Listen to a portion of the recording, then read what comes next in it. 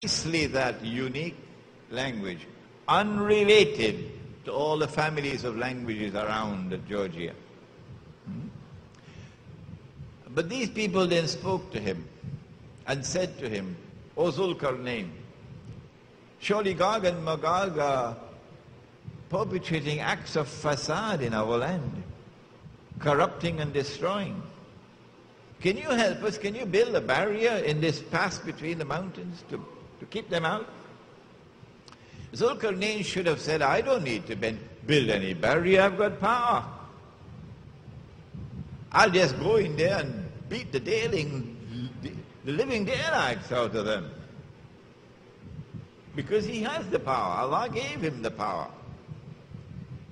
But he didn't do that. He agreed to build a barrier, indicating that they also had power.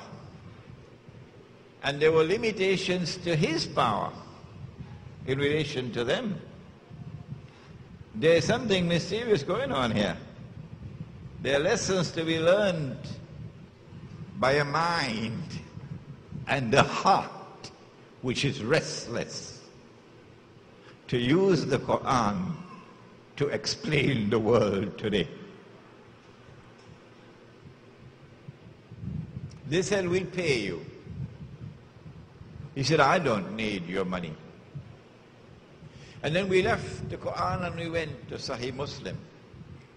And in Sahih Muslim, Allah said Hadith al-Qudsi about Gog and Magog, which explains why Zulkarnain agreed to build the barrier. I have created creatures of mine so powerful that none but I can destroy them. These creatures, when they are released into the world, with their power, would utilize that power given to them by Allah to fulfill a mission Allah has given to them. And that mission, that function is there in the verse in Surah Al-A'raf. وَإِذْ تَأَذَّنَ رَبُّكَ لَيَبْعَثَنَّ عَلَيْهِمْ إِلَى يَوْمِ الْقِيَامَةِ مَنْ يَسُومُهُمْ سُوءَ الْعَذَابِ. And your Lord has announced He's now going to release into the world those who are going to inflict upon them until the last day the worst possible punishment. So you cannot destroy them, not until the last day. Gog and Magog, of course, are human beings, not some strange creatures with ears from here to San Fernando and tall from here to the clouds. They are human beings. The Prophet said, alayhi salatu wasalam, they are Banu Adam. Banu Adam, human beings. So Zulkarnain says, okay, I'll build a barrier. But bring me blocks of iron, zubarul hadid. Bring me blocks of iron. Hadid is something strange. Hadid is not only a businessman in Port of Spain. We have lots of Hadid in Port of Spain, Syrian and Lebanese businessmen with the name Hadid. But Allah says about Hadid in the Quran, iron, Hadid is iron. Something strange. He says, and He's not said this about any other mineral substance on earth, about any other metal. He said, وَأَنزَلْنَا الْحَدِيدِ and we sent down iron. Maulana Fadlur Rahman Ansari rahimahullah, in his book Quranic Foundations and Structure of Muslim Society, and we still have the Pakistani edition, and it belonged to Maulana Sulaimani, and he's selling it at a very reasonable price. وَأَنزَلْنَا الْحَدِيدِ, Maulana Ansari says this may indicate that iron did not constitute part of the original constitution of the earth, and that iron came subsequently, perhaps through a meteorite, in accordance with the divine plan, strikes the earth. وَأَنزَلْنَا الْحَدِيدِ. So bring me blocks of iron. And with the blocks of iron he built a barrier which barred the pass between the two mountains. And after he had built the barrier, he said, now blow with your bellows. And he took copper, which would prevent the iron from rusting. We got some engineers here as well. And then the molten copper was poured on the iron barrier.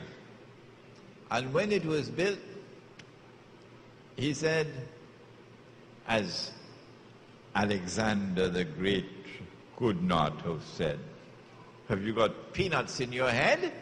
How could Alexander say, هذا رحمة من ربي? This barrier is built in accordance with Allah's rahmah, because of Allah's kindness. Now listen to what follows. Could never have come from the lips of Alexander. فَإِذَا جَاءَ وَعْدُ رَبِّي. But when that time comes of which my Lord has won, when Allah is ready to allow release into the world, those who are now going to inflict upon them until the last day the worst possible punishment. سوء العذاب. فَإِذَا جَاءَ وَعْدُ رَبِّ جَعَلَهُ دَكَّاءَ. Allah is going to bring down the barrier.